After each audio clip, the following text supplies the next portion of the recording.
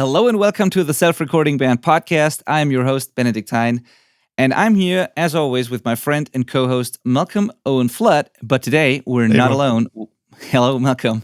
We are joined by Wilson Harwood. He is running a website called soundproofyourstudio.com. And this is why, on this episode, we're going to talk all about soundproofing your studio. And I want to welcome Wilson. So cool that you took the time to do this with us. I have a ton of questions on this topic, and you might be able to explain to us way better than I could what it is that you actually do and what soundproofing your studio actually means and what that involves. Hello, welcome. Yeah, thanks for having me, guys. I'm super excited to be on the podcast. And Sweet. Yeah, thanks for Malcolm and I actually knew each other before, which is crazy. So it's good to see you again, Malcolm. Yeah. Now, a question for you, Wilson. When you reached out to the podcast, were you aware that I was part of it? Because no, it's Benny's not website at all. and stuff like that. Yeah, small world. What are the chances of all the podcasts? I know, right? It's just a small world, and we were joking about that. And so it's pretty amazing. Yeah. Well, really, all three of us have the same backstory. We all went through the same nerdy business boot camp. Wilson and I did it at the same time. Benedikt a little before then. But yeah, it's funny. We all did that, and now here we are. We're all thriving. It's great. Yeah, we're all podcasting now. Yeah, exactly. Oh yeah, that's right. You can tell us more about that in a second too. You not just only run the website, but there's a YouTube channel and a podcast and a blog and a ton of helpful content on that whole topic. I was reading through this. I was listening to a couple of things you put out, and I find it very interesting. And partly also because I'm building a studio. I'm going to be building another studio. I'd like to say soon, but I don't really know when exactly it's going to happen because we're about to build a house, but prices went through the roof. And so this whole thing is paused for now, but we will do it eventually. And part of that will be a new studio. And so I'm curious about this whole topic too. And the first thing that came to mind when we first got in touch was that I thought it was cool to talk about this because a lot of people, I think, confuse soundproofing with room acoustics. So when we start a studio, when we build our home studio, we typically think about some people think about the sound in the room more than anything, what you're listening to, the room acoustics and what the recordings sound like that you record in this room. And then other people are more concerned about a noisy environment or neighbors and how to prevent sound from going in and out of your studio, which would be soundproofing to my understanding. So maybe you can describe the difference real quick for us, or tell us if there is a difference, because I know that a lot of people don't really know that, and they think putting a bunch of foam on the walls inside will prevent sound from going out and stuff like that. So maybe you can help us clarify this. And egg cartons is the joke. Yeah. No, that's a great starting place, and I think it's one of the most common misconceptions that I've run into with the students that I teach. And I think as a basic understanding, soundproofing is about, like you said, keeping sound in your room or keeping outside sound out of your room. That's it. It's so simple. And then a room acoustics or acoustic treatment is all about reducing the reflections in your room. So when you have a drywalled room that's, a rectangle, let's say a bedroom in your house, and you walk into it, everything on all the walls have nothing on them, and the sound is just going to be bouncing around. If you clap, you're going to hear that pinginess. And all those things are not desirable for recording. So what we want to do is with room treatment, remember this is not soundproofing, is to put up acoustic panels, and sometimes foam does work for this occasionally, and curtains can work for this.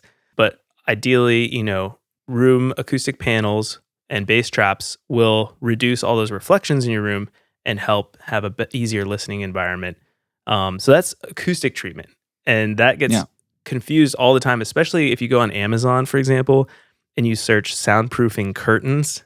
They actually market them as soundproofing curtains when what they should say is these are acoustic treatment curtains. And they're not even that good at acoustically treating stuff. It's kind of the last resort. So I think it's a world of mess on the internet. So I've been trying to help people out with that and figure out the difference and how to do both. Awesome. So, okay, that's interesting. You said how to do both. So you also... Let us first clarify what it means when you say you work with your students. So you have a website, you have a blog, a podcast, the YouTube channel, but you also offer courses and, as far as I know, coaching. So you're teaching people how to do this properly. And when you say you do both, or you teach them how to do both, do you also talk about room acoustics, or is it really just soundproofing that you do? That's a good question. And I mean, so I call it Soundproof Your Studio, which is right on the nose. It's kind of I don't know why I chose that name, but it gets the point across. But early on, I was like, I wanted to help people from the very beginning, like yourself, Benedikt, but obviously you know a lot more because you are an engineer and you've thought about this a lot. But taking you from the very beginning, let's say you know nothing, to building a beautiful studio in your backyard or in your basement. Mm-hmm. And part of that is room acoustics. I did feel like adding that on after you build the soundproof studio is, hey, let's talk about room acoustics. And so far, I'm kind of stopping there. It's like, okay, if you want to learn how to mix, if you want to learn how to record, there's millions of courses out there to help you to do that. So as of right now, it's really just focusing on getting an amazing room to record in, and then you take it from there. Awesome. So you're offering the whole package of building a studio, which makes sense. I mean, if somebody wants to build a studio, they want the whole thing and not just the outside shell, basically. Yeah. Cool. That makes sense. You mentioned something curious. You said soundproofing really boils down to either keeping sound in or keeping sound out at its like core principles. Do you is one of those more common for what people are looking for? Do you find that people are having is the main issue usually that, hey, we're really loud and we need to keep the sound in, or is the issue the opposite? I don't know. I think that's a good question too, because the funny thing is it accomplishes both. By soundproofing, you're gonna obviously keep the same amount of sound out as you are going to keep the same amount of sound in, because the level of your soundproofing will do both. So like if you're a rock band and you're rehearsing in a soundproof room, your neighbors won't hear you, but you also won't hear the neighbor's dog barking outside. And you probably won't hear airplanes flying over the house as long as they're, not really low, but like, 100, 200 feet, 300 feet up in the air. You probably won't really hear them as much. You won't hear thunder the same way. So it works in both situations, but I think a lot of people, that's a good question. I think there's a lot of people, musicians, who want to keep sound in. So like if you're a producer or something, I think the subwoofer is probably one of the biggest issues that people run across with is like, hey, I'm listening to music, I got this big sub, and my neighbors or my wife hates that it's always on. Or like I have a kid and I want to be able to produce at night while they're sleeping. Like that would be amazing to have it full blast and not have to worry about waking them up. Whereas I think the average person is way more interested about keeping sound out of their room. So like, there's a lot of people that aren't musicians that want to soundproof, and it's because they have noisy neighbors. So I think that's kind of what I've come across. And those people usually are pissed when they find out what it takes to soundproof. Right. They're like, wait, I'm not spending that much money. I thought I could just put up the egg cartons. And keep the noisy neighbors out.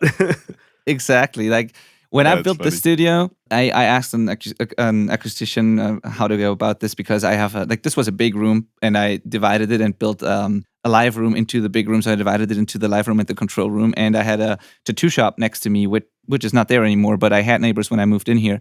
And I wanted to be able to record bands here without like driving the tattoo artist crazy next to my studio. And I thought about a couple of different solutions, and I talked to an acoustician, and he explained it. Like he also told me like that is the hardest part. Like the acoustics and all of that is easier, but like making sure that a loud band can play in here without the sound going out is really difficult to do. And the analogy that he used was, because I thought like I could just treat one wall and the roof or whatever. And he was like, that's like building a fish tank and leaving one of the sides open, like the water will still run out, and it like doesn't really work like that. And then I learned what it actually takes to build something like that. And it's really not so easy to do. I mean, we pulled it off, but it's far from being 100%. Soundproof. It's way better than it was, but it's still not perfect. And I'm wondering, Wilson, when let's say somebody has a home with a spare room that they want to use for the studio, but maybe they also have some space in the backyard or something, or they even have a shed or a cabin or something there. Would it be easier to treat an existing or to soundproof an existing room inside or outside the house, whatever? Or would it be easier to just build something from scratch if you have the space, like a little thing in the backyard or something? What would be better to do or easier? Yeah. Well, I think it all comes down to the foundation, because one of the hardest things to soundproof is the floor. And one of the best ways to soundproof is to use a concrete foundation. If you don't have a concrete foundation, you just have to do a lot of work reinforcing underneath your floor, which is just a pain in the butt. You got to rip up the ceiling below you to put... Basically what you do is you put mass underneath the floor, and the best way to do that is to use 5/8 inch drywall, which is really heavy, and it's a lot of work. So it's not ideal. So if you can start on a concrete slab, say in a basement, or if you have a garage that was built on a concrete slab, then you're light years ahead of the person that doesn't have that.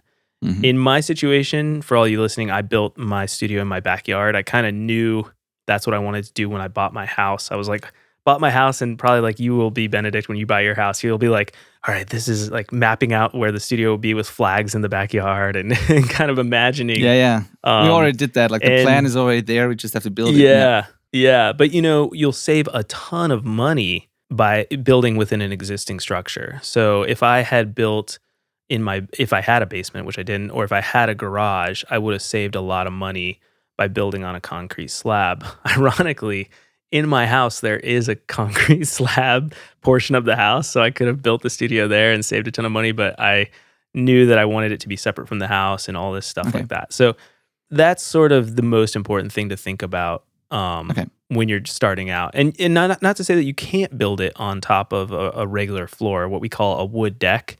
And the wood deck is how most houses are built, where you just have beams going across, and then you put plywood on top of that, and then you put your floor on top of the plywood. And right. that has no mass, really. I mean, it's like you can knock on that, and it'll resonate down into the space below. That's an interesting topic, though, because I think that's also totally dependent on where you live. Because as far as I know, American houses are a lot like what you just described, but also here in Germany, a lot of the houses here are really like massive, built up from stone or like bricks and stone. And these days more and more, but like a lot of houses don't have this wood construction, but they're actually really, really massive here. Which is kind of crazy because we don't really have like tornadoes or any bad weather for that. We don't have anything that could for the most part, sometimes we do, but for the most part, it's pretty safe here. But still, we built these massive houses that will probably last, I don't know how many 100 years. So that's great. Oh, that's funny. so in this case, it's probably a little different. So as you said, it depends on what the house is built of, how massive that is. Yeah. And so just so your listeners understand, the basics of soundproofing is really simple. There's 3 things. So you have mass, which we already talked about, which is just weight. Mass, as you learned in physics classes, is just weight on Earth. which makes concrete a great choice, right? Concrete, yeah. Yeah, and like what Benedikt said, if your house is made of stone, then, let's say you're in a basement with concrete, and I've seen houses like this, there's plenty of them out there, and then they have like a stone foundation, and so your walls in the basement are like a foot or 2 feet thick of stone. It's like, whoa, you have an amazing studio ready to go. And then, it's just a matter of is the ceiling height high enough? Which a lot of times it's like a 7-foot basement, so that's a not ideal. But the second thing is air, which you mentioned the fishbowl. So when you have one small leak in your room, and you mentioned a whole wall that wasn't soundproof, but let's say you have like a 3-inch hole in your room that just leads to the outside, and it's a small hole, but your entire room will not be soundproof. If you could have spent $50,000 soundproofing a room, but if you have a 3-inch hole, it's all for nothing. So that's kind of scary. You got to think about that. And then the last thing is what are known as flanking paths, which is that sound can travel through materials. So if you have 2 pieces of wood that are touching, so if your outside wood is touching your inside wood frame, then the sound will travel through the structure itself and then into your room. So not through the air, but actually through the materials. Right. Same with like pipes, heating, stuff like that, right? Exactly. Yeah. Pipes, heating, things like that. So mass, air, flanking paths. Right. So I think we didn't mention even what we all are talking about all the time means that you basically have to build a room inside a room if you want to really soundproof a room, right? So that is what we're talking about. So it's not just slapping something onto the existing wall, but you actually build a new wall inside of the actual wall, and you do that for all walls, the ceiling, and the floor, basically. And the 2 shouldn't touch, right? That would be sort of the proper way to do it. Yeah, there's a little bit of confusion with the room within the room, though. Because you don't have So I did that. My walls are actually, there's a 1-inch air gap, and I built another frame. So I built a whole nother wall and then left a 1-inch air gap between the outside wall and the inside wall, which is the best way you can soundproof. But you can also use what's called a hat channel system, where you have these special acoustic clips that go on your wall studs, and then you use these metal furring channels, which they basically just like long metal channels, and then you drill the drywall into the metal channel, and the acoustic clip decouples. So remember, it makes it so that the sound has less ability to travel from the studs to your drywall and thus into your room. So that's still kind of a room within a room, but I think it's important for people to understand that you don't have to like build an actual room within a room. So like my ceiling is using the furring channel system. So we didn't build like a separate roof. We actually just used acoustic clips and this furring channel to decouple the drywall from the actual roof studs. And my ceiling is peaked, so we don't have an attic or anything like that. And then for the floor, I don't have a floating floor. There's a big misnomer with this idea of floating a floor, and a lot of times floating a floor is a bad idea because you're going to create a reverberant chamber underneath it. So let's say like you go online and you'll see people being like, "Oh, I use hockey pucks to float my floor," and it's like, okay, that will help a little bit with like maybe like if you're jumping on the floor. Maybe less of that jumping noise will go down to your neighbors below. So like dance studios and things like that might be a good idea. Bowling alleys, they might float a floor. But for like low bass frequencies and sound, you need mass. And that floating a floor doesn't create any mass. So the best thing to do is think about your floor as having a lot of mass first. And then if you get really technical, like, some really professional soundproofing guys, they might actually float a concrete floor in like a building. Like in New York City, you might have but that's like kind of crazy. I mean, you're getting into extreme engineering. You need to hire an engineer. So for us DIY soundproofers, just think of the concrete slab, or we can talk about the other way of doing it as well if you guys want. Right. Yeah. So I've got a train of thought here I want to explore. So our listeners are self-recording bands, obviously. So I think a lot of them are concerned about probably their amps and drums annoying their neighbors or maybe their partners even, like their roommates, who knows. And I think we can use your studio as an example to kind of discuss this, because the studio you built, you decided, like you said, to build it separate from your house rather than attached to your house. It's its own building. So that kind of brings up the idea of using air and space to your advantage, because you mentioned that air, if there's like a hole in your studio, it's bad. But to a certain point, it's also good to have a lot of air because obviously you're far from your house. So what is like the benefit of, like, if we're trying to soundproof a space to make loud rock music in, for example, do you think it's better to build away from the house and just have like, you're gaining no coupled walls or anything. So there's that whole vibration kind of thing that you're completely eliminating.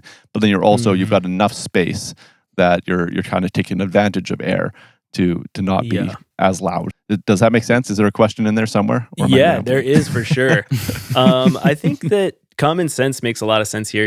You're right. I think you're on the right path of saying like, hey, if it's not attached to your house at all, the chances of sound traveling from your studio to other parts of the house is not going to happen at all. My studio is about 20 feet from the back of the house. And, I've recorded drums in here several times, and, you can't hear it at the house. Like, there's no way you would know what I was doing, even with as loud as a drummer, which is about as loud as it gets in the studio. Like, I don't crank my speakers as loud as a drummer plays in here. So, and I think for me too, like, my door is the weakest point. I made like a 300-pound door, and like, it's so hardcore. But if I put another door with it, so if I had two doors, rather than just the one, I think you wouldn't hear the drums at all whatsoever as soon as you close the door. So I think that it's incredible how soundproof you can get. Like, you could play drums, you could play with a full rock band in the middle of the night at 4 a.m. and you would not bother your neighbors in my studio. Like, I guarantee that. Yeah. If it was in a basement, could be a little trickier. Yeah. So that's my next question. Yeah. Is could you do the same thing? Could you accomplish that, being able to practice at 4 a.m, if it was attached to a house that somebody lived in? Can you soundproof something that is inside of a building with other people living in it to that extent, or does it have to be a separate structure? I think you can. I haven't done it, but I think that the principles are the same. And so, like, if you literally are, you have to be really careful, because like one mistake could short circuit the whole system. And I'm not saying that I probably didn't make some mistakes along the way too, but like, for the most part, it works, like I said. And I think that in a basement especially, you could definitely get those results, and it would be, I think it's doable. I really do. That's awesome. And and when you're dealing with like really loud noise, like a full rock band, full tilt, it's really loud. So you want to make sure that when you're making choices, you have the double wall system, because that's the best. Like every single thing you do soundproofing wise needs to be like the best for it to function maybe at that level.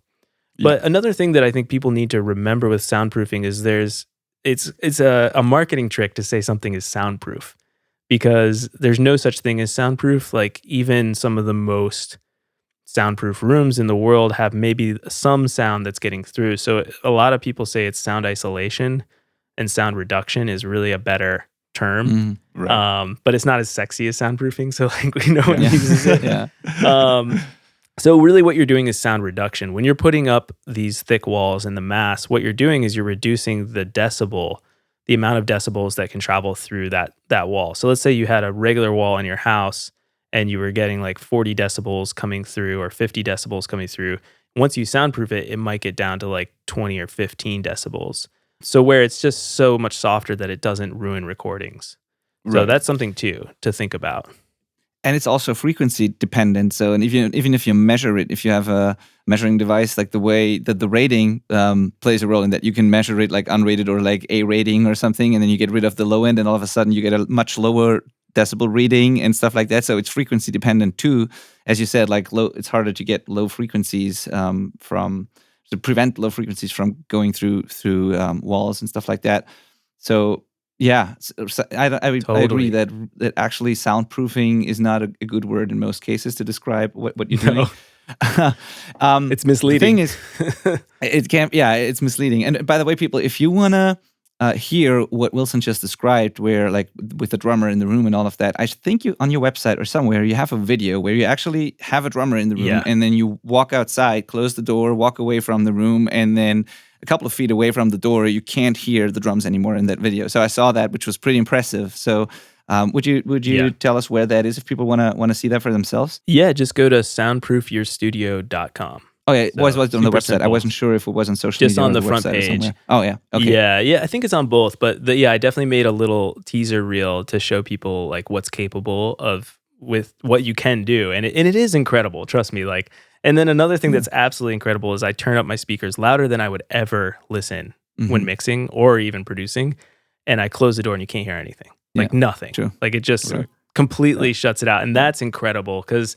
I mean, for the most part, people have no idea what I'm doing in here. Yeah. Like they just have no idea whatsoever. So it's and pretty the other cool. way around. Yeah, totally. And the other way around too. I think there was another video where somebody was, I don't know what they were doing, mowing the lawn or something loud outside. Yeah, or, I don't know what. And and you showed the opposite too, where inside of the studio you couldn't hear any of that, and you could absolutely work on like mixes and hear all the details because like the noise would stay outside, which is also just as important. Yeah, it's very handy.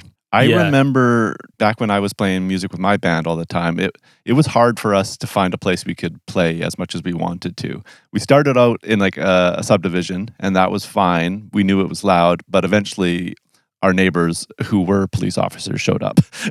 Oh, yeah. And they showed up in uniform, I think, to send a message. It wasn't coincidence. Yeah. And they were like, our glassware is literally shaking. Like, right. You got to dial this back a little bit.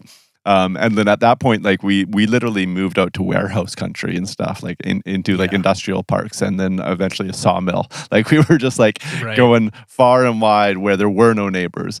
And it would have been way better for us if we didn't have to do that, because that added this big commute. Warehouses generally sound awful. Pro tip there. It's big echo chamber.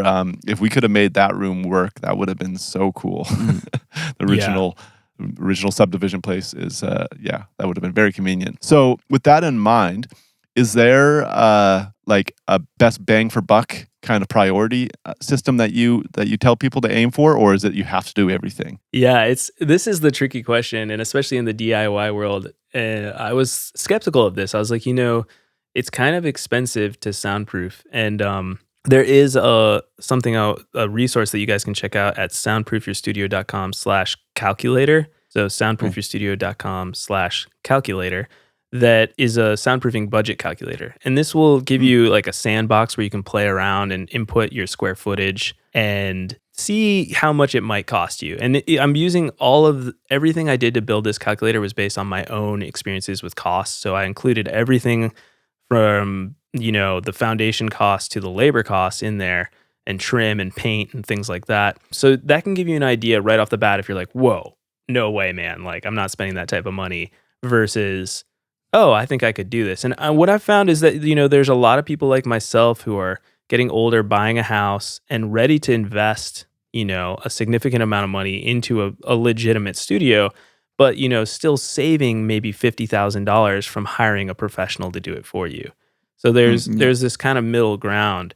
If you are a DIY band, though, I have kind of formulated something that I think would get you results, but I don't want to say that it's like the best option because it's a really slippery slope if you start spending thousands of dollars versus tens of thousands of dollars, but not getting results. So, if you spent, let's say $3,000 on like a basic soundproofing job and you weren't happy with it, you're going to be like, shoot, we just wasted $3,000. So that's the sort of my disclaimer. But what you can do is you want to focus on probably the door first.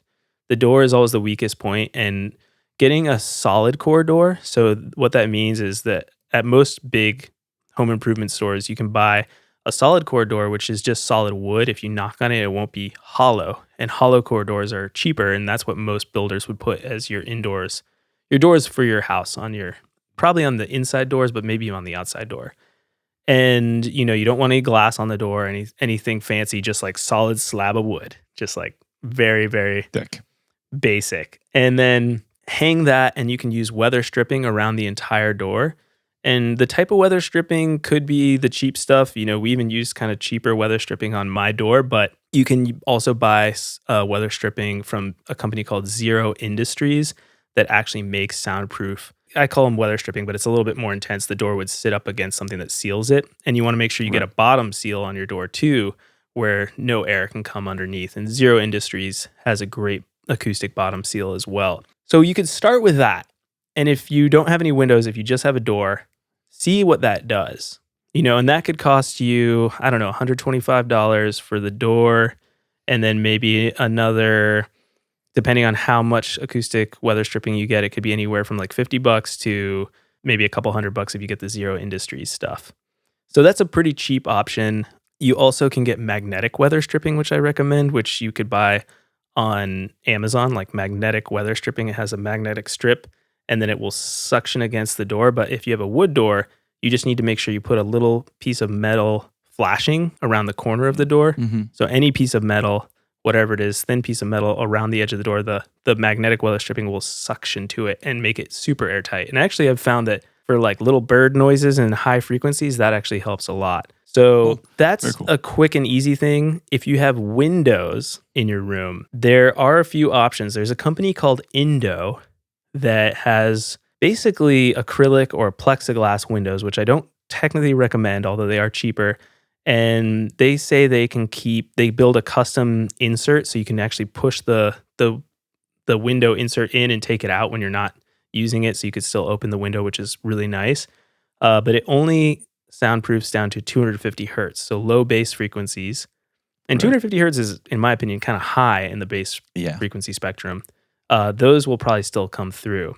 You can also potentially build your own window inserts by getting plexiglass and then creating some sort of rubber seal around the plexiglass and fitting it into your window.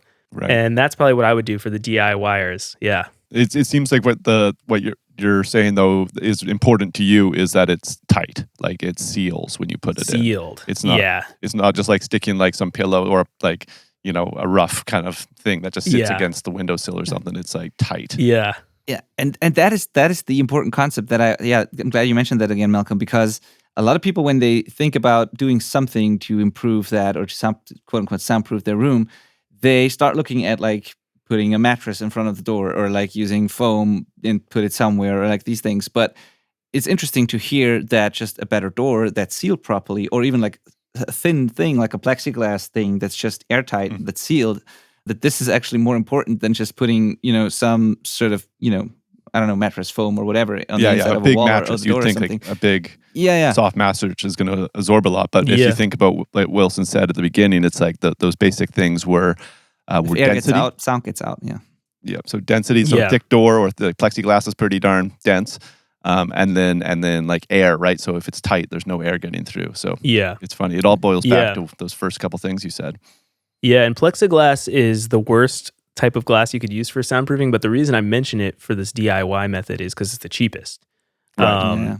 And so if you can get the thickest plexiglass you can possibly find, that's always going to be better because, again, mass. The heaviest plexiglass you can get, the better. If you don't like the window, you could also create a really heavy insert that covers up the window and you have no light coming in, and that will be better than plexiglass. So you could get something that's really heavy, like, sheet lead is what I used on my door. There's also something called MLV, which is mass-loaded vinyl. So you could layer some mass-loaded vinyl on top, sandwich it in between two layers of like 3/4 inch plywood, and I'm just riffing off the top of my head, but that would create some mass, and then you could get some sort of seal around the plywood and put it in your window. Granted, you lose the light, but that might be better than using the plexiglass. And there is I might make a YouTube video. I found a guy, I think he's in Europe actually, who made his own window inserts, and he said he used like baby bumpers or something around the plexiglass because he had a kid recently. I don't even know what baby bumpers are, but I think it's like you wrap them around little railings so babies don't bump their head or something. Yeah. Around the edges of tables and stuff like that. Yeah. Yeah, he's like, this works really well around the side of the acrylic plexiglass. And I was like, okay, so there is a DIY method for this. It's pretty crazy. Yeah. Awesome.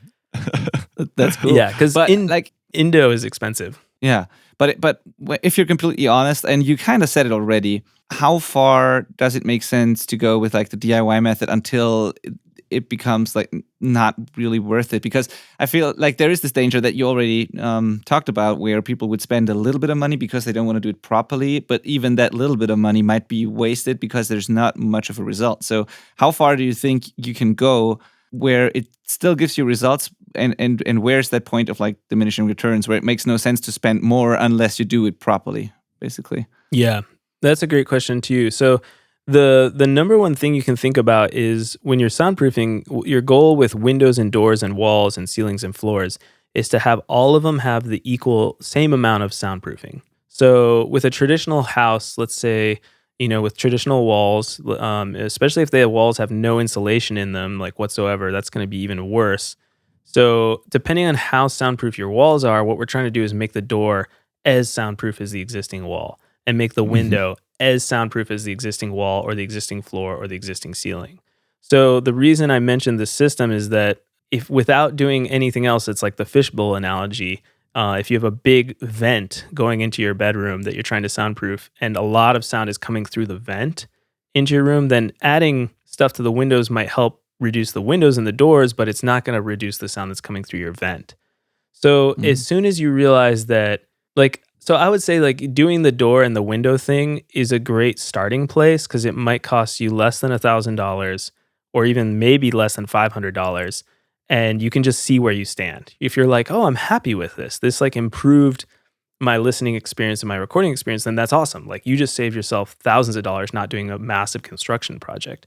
But if you do it and you're like, oh, this is not good enough, then you're going to have to look at doing it properly and actually ripping out the walls and ceiling and all that fun stuff. So really go down to the core. Yeah. Is it possible to give us a quick, not the whole thing, obviously, that's too much for this podcast, and you obviously have courses and stuff on that, but can you give us a quick overview or like walkthrough of what you would do when you soundproof a room, like in general, like what's the process, what actually happens there? We kind of talked about it, but like step-by-step overview of what the steps are that are involved in soundproofing an existing room or building a new one like yours, whatever is better way to explain it. Yeah. Well, I think the first thing in my mind is like, are you building in a room with a concrete floor or not? So let's say you're building one in a basement, just for the sake of lots of people have basements. So if you're building in a basement, you have this concrete floor, your floor is taken care of, which is great. And then depending your walls, if you had some sort of stone construction or concrete construction, that's also great because it's going to add mass. What I probably would do is do the double wall system. And I would build a frame that goes into the concrete floor, and it's 1 inch air gap all the way around my room. for the sake of simplicity, let's just say it's a rectangular room. We're not building like multi-room studio. Let's just say it's just one room.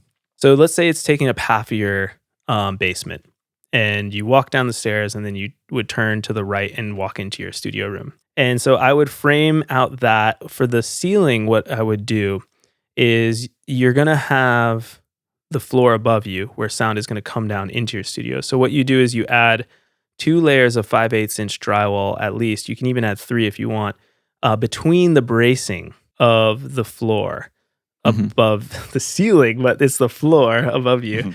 And you put that in between, and you might even have to, there's usually these cross braces in the that hold between the rafters, and you might have to remove those, put in the 2 layers of 5/8" drywall, screw it into the floor above you, and then replace the cross bracing braces. So it's kind of a big deal. But what that's doing is it's ensuring that you have mass under the floor.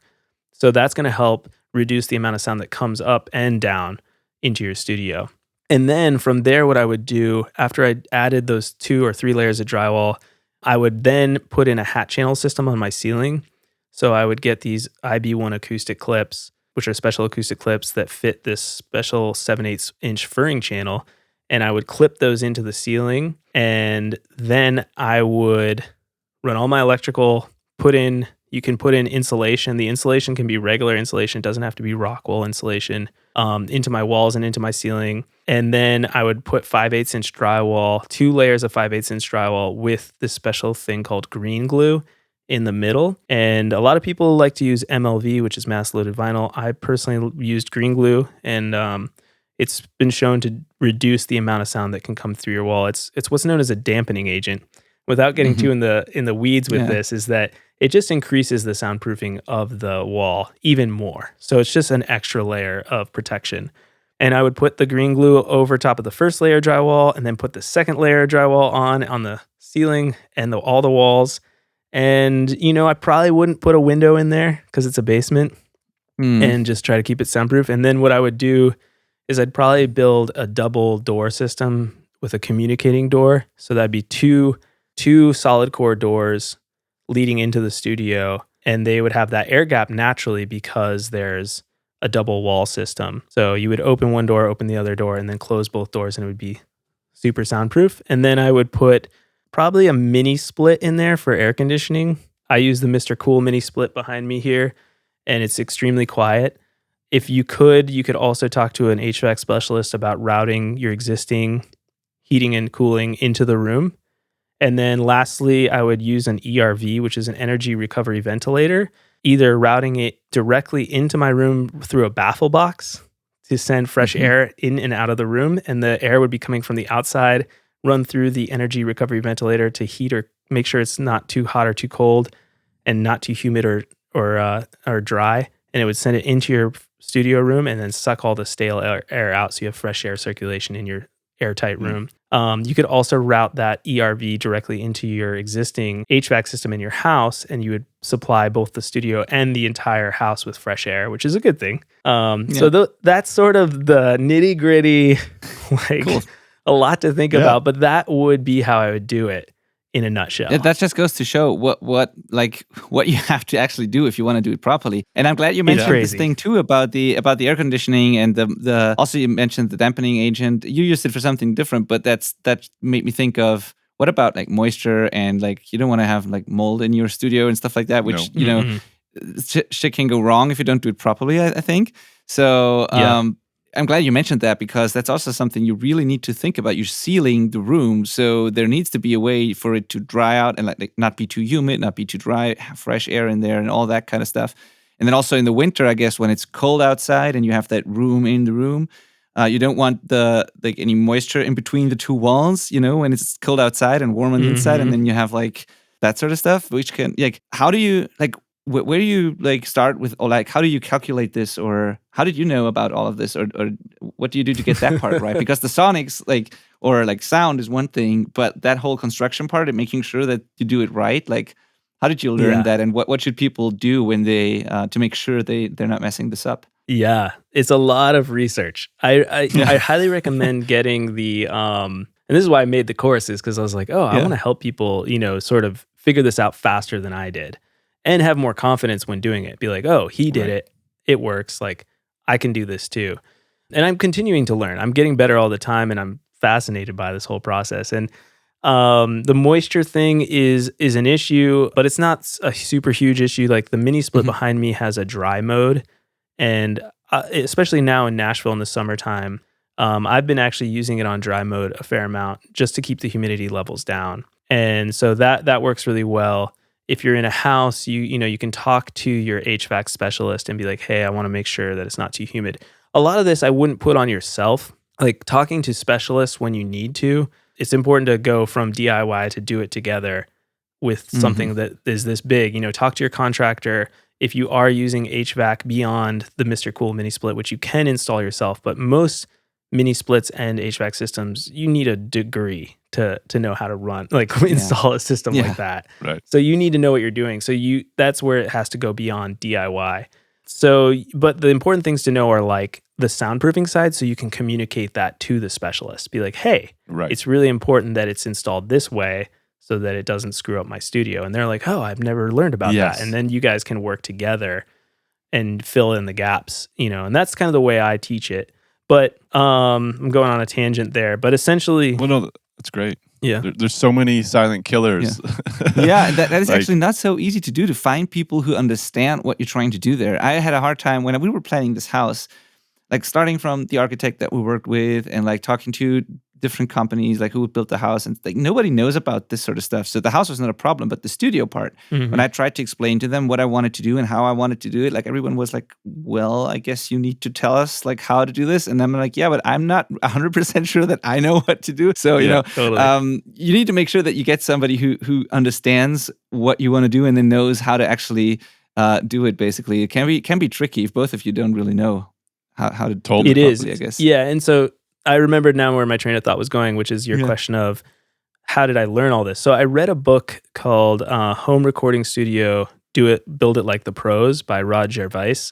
And, I tell everyone, all of my students, like, get this book regardless. And a lot of them are like, well, if I read the book, why do I need your course? And I'm like, trust me, once you read the book, you'll understand that it's not as easy as just reading a book. I've read that book so many times. Like, I come back to it constantly and reread it, and I learn something new, or I try to understand a concept I didn't understand previously. And, it's written by an engineer and like an actual structural engineer, not a acoustic engineer. Like, we call ourselves engineers, but I'm like, we didn't go to school for 4 years and take calculus 4 or whatever. So, it was above my head on a lot of levels, but I also hired a contractor. But it was, I hired a contractor who was just kind of starting out, and I reached out to my network and I said, hey, who do you recommend? And this guy had just built like a small, tiny house in the backyard of someone. And I was like, oh, he built a tiny house. Like, he could probably do this. And I met him and I really liked him. We got along really well. He had never built anything this big. He had never built a studio before, but I knew personally that I knew what to do. I just needed someone who knew how to run power tools and build a structure, which I didn't know how to like frame a wall. I didn't know how to hang drywall. I didn't know how to run electrical. I didn't know anything. All I knew was like I read a book on soundproofing and I wanted to do this. And so he was game, and he also was like, yeah, you can build it with me. Like, you can work alongside me. And so that was a really unique experience where I actually spent a year of my life, like maybe it was 1 day a week for a while. And then eventually during the pandemic, it turned into 3 days a week. I was actually out there building my studio with him, learning how to do all this stuff. So I got to be like, hey, like very much hands-on, like, let's do it this way. And I think that's important whether you build it or not. You have to go to the construction site and say like, hey, how was it today? I might even check in, especially when you're starting to do the inside walls, especially when you're doing the drywall. You want to make sure that they're not connecting things that they shouldn't be connecting, So it's important. That's a tricky part of this whole business is when you hire a contractor, you got to still be right there with them. Whereas like with a traditional house, you don't care. You're like, do whatever you want. That said, in Nashville, we do have contractors who build studios. Like, they're out there and you could probably trust them. Like, they've done this many times. Totally. Yeah. Look around. I eventually did find an electrician who had built studio, like has wired multiple studios, has his own studio, and like that person, is going to know things that are very important for building a studio. Like dimmer lights can be pretty bad to have in a studio, and not a lot of people know that. I didn't know that because my first put them in, and I was like, my guitars sound different as I slide my lights around. What's happening? Yeah. So like there's all these little things that you just wouldn't think about until you've done it. And getting ahead of it is going to save you a lot of time and money and frustration. So I can see why reading that book is wise, regardless to if you're taking your course, Wilson, or hiring somebody to do all this building. You just need to like prepare yourself to catch these things. Yeah. And I think, the course is there to educate you first and foremost. Like, and the book is there to educate you. So even if you're not going to build a studio in the next year, it's like if you learned about the process, you would have a much better idea than having no idea how it works and trying to just hire someone and be like, hey, I just trust you. And I think a lot of people are trying to skip that step. And I don't really recommend that. I'm like, even if you're hiring someone to build your studio from scratch, like learn about it, learn how it works so you know what they're talking about, know what they're doing. You're investing a lot of money in this and you might as well know how it works, if not actually doing it yourself. Yeah, for sure. Multiple times through this conversation, I've thought of School of Rock, the Jack Black movie, and they're like sticking like rolls of blankets like up against doors to like so they can jam out and the teachers won't hear them. Totally. For some reason, I feel like that wouldn't work. Yeah, I don't know. They got the air gap side of it, not the mass. Yeah. And then also knowing what actually goes on and then how it's built also probably helps later on when there is like maintenance to do, or when, I don't know, all sorts of things. You're running cables inside the walls. You need to know where stuff is, and like, so if you weren't there and you have no idea how they actually built it, it's going to be difficult every single time you want to change something also, I guess. And there's so many, there's so many rabbit holes that we could go down. Like we didn't even talk about like cables and power and all of that sort of stuff. And if you do it without a course like yours or without the book and just try to figure it out yourself, like I did when I built this one here, you have all these things that you discover along the way that go wrong. And then you're like, oh, that's actually obvious, but I didn't think about it until it happened. So, the wall between my control room and the live room, it was all good. It worked. It's like a massive, there's two walls with an air gap in between them that I built there, and it's all good. But then I had to drill holes into it to get like the connection, like the XLRs between the live room and my room, and then the video connection because we didn't build a glass window. I went for 2 monitors and cameras instead because I wouldn't have to put the huge hole in the wall. But even these tiny holes, as you mentioned in the beginning, turned out to be big problems. So I had to learn how to do it properly and how to actually run the cables through the walls, but still keeping it soundproof, which was not very easy because even the tiniest air gap, it's like the tiniest hole is a huge problem, and all these things. And then, and then small, very stupid mistakes that you don't need a course for. But like, I remember putting a multi-core cable through the wall and not labeling the ends before I did that. And then I connected my wall box on one side with my patch bay on the other side. I tried to do that, and I didn't know which was which, which cable was which, because I just didn't think about it. So I had to test every single line to know which is which, and like stupid stuff like that. Just because I didn't have a checklist or I didn't think about it properly, I just threw the cables through the wall and then forgot this, and stupid things like that. Yeah. Well, I like to say this too because I think it gets really intense when you're talking about soundproofing, and like I think it's really fun to know that like we all make mistakes. Even I made some mistakes that I was like, oh, next time I build a studio, I would do it differently. And like in a perfect world, I hope you build a couple studios in your lifetime. I think like all of us will learn from these mistakes, and you might be surprised that like, okay, you move to a new house again, and you're like, well, maybe I'll try this a different way. And so there's lots of ways to learn about that stuff. One thing I'll also say too we didn't mention is there's something called acoustic putty pads, which are really great. You put them on the backs of all of your outlets.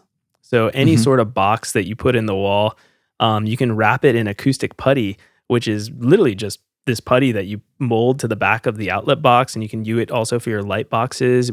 There's something called a J box that we used for all the lights in my studio, and we put acoustic putty pads around and then sealed up any air gaps with acoustic caulk, and that does wonders. You can put we put a hole in the wall for like outlet switches that were like this big, 4 inches by 4 inches or something, and it's fine with the acoustic putty pad behind it.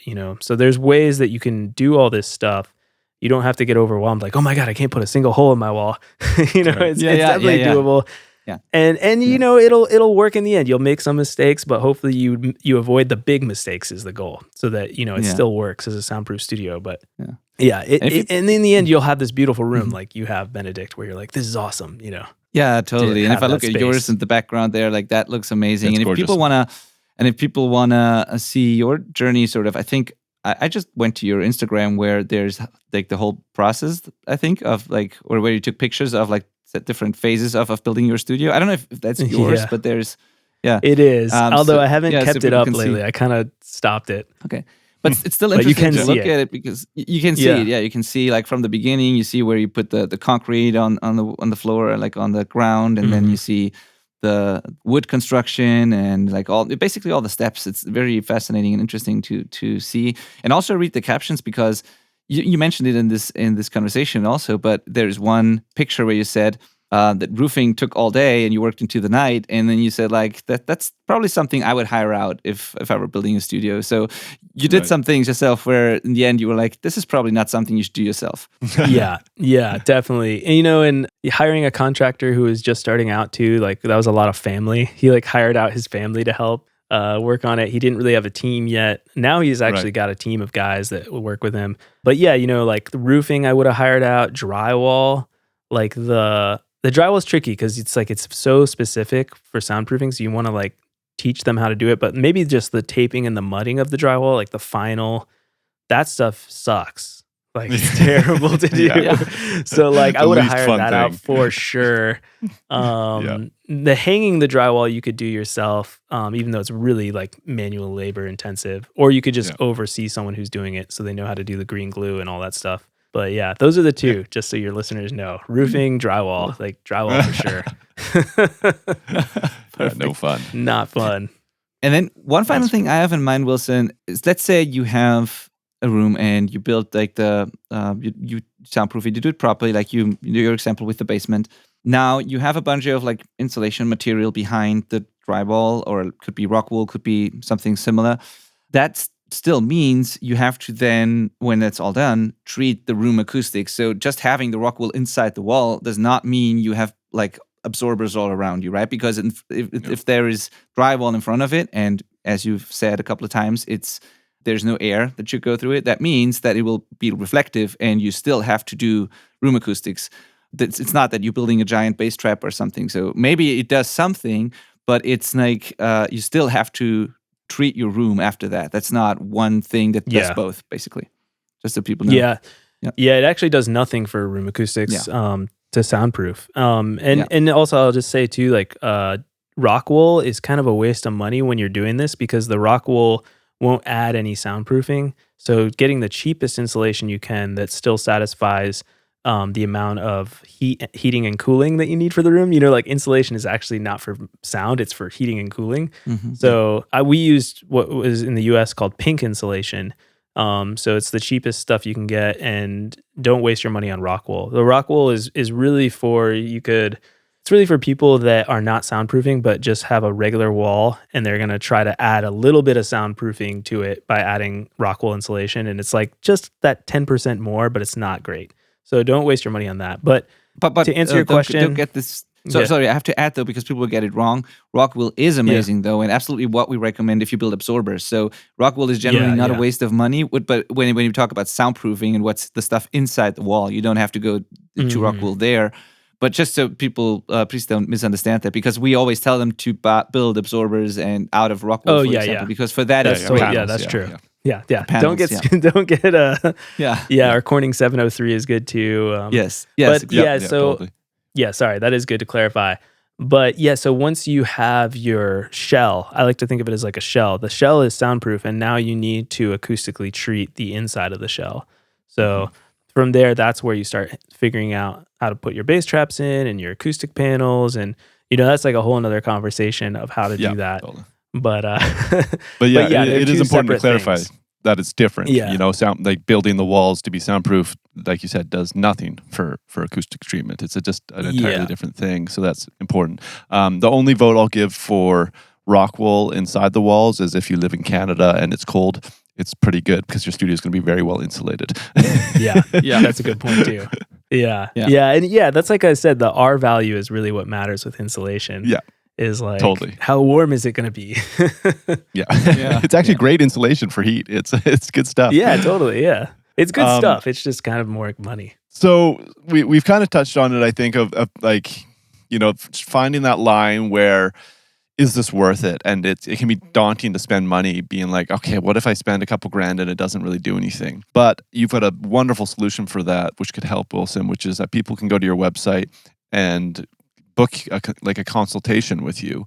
And you could, be shown their space online and kind of like get from you, like, this is like the best advice I can give you, knowing what I know, being able to see your room and stuff like that. So people out there that are unsure, like this, I think it's a really reasonable price you've got on there. Looking at your website for, like getting you one-on-one to do that, it seems totally reasonable, and that's probably a really effective way for people that are, our average listeners that are just trying to make a room in their house a little more soundproof, or their jam space more soundproof, or something like that. I think that'd be a really great thing to do. I agree. I was about to say that actually. Thank you, Malcolm. That's absolutely true. And in the grand scheme of things, think about it. If you're really planning to soundproof a room, or even like build a studio from scratch, like that $97 is what's on the website there for 60 minutes of Wilson's time, is really nothing in the grand scheme of things. So this is absolutely a no-brainer to do that and at least get input and start on the right foot, I think. And then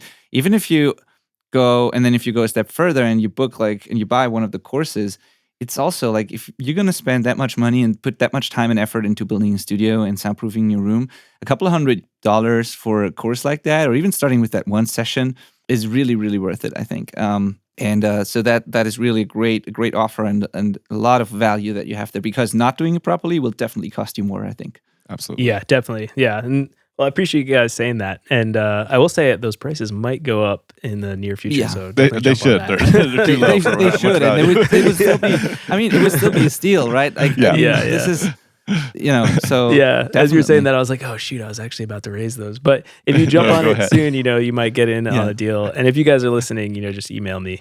I'll probably hook you up. Yeah. But I think, that's kind of my whole thing is like, education is always more valuable as an investment than trying to like just muscle through something and making mistakes. So I think we all agree on that, whether it's for soundproofing or recording your band, right? It's like, learn how to do it right the first time.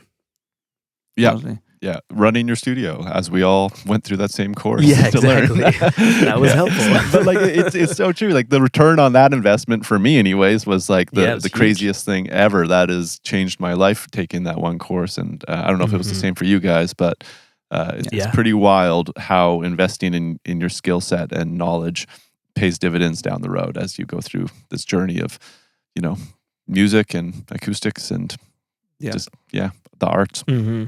Yeah, it's so true. The PPC, the course that we did together, or that all of us did, was the first online course I ever bought. And since then, this was like 5 years ago, and since then, I've not only done things on the business or audio world, but I've bought courses for all kinds of things, like even personal things where I was like, I just learned the value of like education and courses and mentors and coaching. Like I've spent a ridiculous amount of money, if you think about it, like the last couple of years on education, but the return was way bigger than that, and I didn't know that for the longest part of my life before that. Like I had to turn 29, 30 years old until I realized how good it is to invest in yourself like that. Yeah, absolutely. So true. Yeah, I invested in a course yesterday on marketing your music, and in a way, I kind of loved that the course told me like, I don't think I want to do this way. Yeah. So there's also this thing where like that is valuable, right? It is valuable. Yeah, it's really valuable. I was like, oh, I just spent a little bit of money to know I don't want to do this. Yeah. So you could have wasted years of your time doing something that you actually don't want to do. So there's a flip side to that too. And I think I said that because it's kind of applicable to soundproofing. Like if you can learn how to do it and you can decide like weigh your options more better. Like, do I really want to do this? Maybe I want to do this later in the future. Maybe I'm like, oh, this is perfect. I want to do this right now. So but I think the hard part is you don't know enough about it, and then you start going down this path and doing things the wrong way. Yeah, for sure. Yeah. So did we miss anything, Wilson? Anything we haven't touched on? Anything important that you want to add to this conversation? Like, anything you can think about? Yeah, well, we could talk about this for hours. So I think we touched on some of the major points, which is good. Like I said, if you guys want to learn more, you can always just go to soundproofyourstudio.com, where there's a 40-minute workshop, which goes more in depth into what we talked about today and kind of plans out your entire studio build with you. So it's kind of this cool way that you can come away with an actual plan of how to build your soundproof studio. And that one's free, right? That's free. Totally free. Yeah. Oh, wow. Awesome. Very cool. Awesome. And you got like a YouTube channel as well and a podcast we heard earlier. Can you send people on how to find that? Yeah. So the YouTube channel is just Soundproof Your Studio on YouTube. And you can just type that in and that'll pull up the channel. And then the podcast is also the Soundproof Your Studio podcast. And that comes out once a week, and really the podcast is the YouTube video in audio form. So people can listen or watch depending on what you want to do. Awesome. And basically, you find all of that if you go to soundproofyourstudio.com, I think. If you scroll down, there's the links to YouTube, Instagram, everything we mentioned. Look at that right there. The only exception would be that calculator you mentioned. I will put all of that in the show notes anyways, but like there's the free workshop, there's the courses. If you go to Wilson's store, there's the social links. It's all on his website. The only thing is the calculator. I put a separate link there. But like this is a ton of like resources and a lot of value for free that you get there already. Like that calculator plus the free workshop, and then just looking at all the pictures and videos and stuff that's just available on your sites. Like that will get you It'll get you far. I think a better understanding. It will get you far. Like, the YouTube channel is like such good bang for the buck, but that's the way I want to do it. I want to just give away as much knowledge as you can, and then the course is there if you want it like super structured, hand fed to you. It's going to be way more efficient, obviously, as we all know how courses are. But there's a lot of free stuff too. Awesome. Yeah, you'll find all of that in the show notes, and of course, if you go to soundproofyourstudio.com. All right. So, Wilson, thank you again for your time. It was a pleasure. I learned a lot, and I will dive deeper into your resources too, I think. Absolutely. Same here. As soon as I'm going to start building the new room, that's definitely let me know. I'd love to hear how that comes across. I love seeing people's projects like come to life. It's just super cool. Yeah. Totally. Yeah. You've got the what is the best soundproof door YouTube video staring at me right now. I'm going to be watching that right after this, man.